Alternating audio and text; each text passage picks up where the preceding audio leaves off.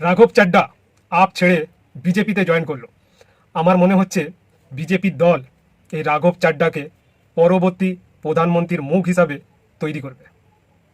वो आम आदमी पार्टी आज पूरी तरीके से अपने सिद्धांतों से, अपने मूल्यों से, अपने कोर मॉरल और वैल्यूज से भटक चुकी है। और अब ये पार्टी देश के लिए नहीं, देश के हित के लिए नहीं, बल्कि अपने पर्सनल फायदे के लिए काम कर रही है। आप में से कई लोग पिछले कुछ सालों से मुझे ये कह भी रहे थे, और मैं पर्सनली पिछले कुछ सालों से ये महसूस कर रहा था that I am the right man in the wrong party. I repeat, I am the right man in the wrong party. इसलिए आज हम ये अनाउंस करते हैं, मैं ये अनाउंस करता हूं कि मैं आम आदमी पार्टी से दूर जा रहा हूं और जनता के पास जा रहा हूं। আশা করি ভিডিওটা ভালো লেগেছে। আপনার একটা মূল্যবান কমেন্ট এখানে দিয়ে যাবেন। আপনার পরিবারের মঙ্গল কামনা করছি। প্লিজ একটা সাবস্ক্রাইব করে দিয়ে যাবেন।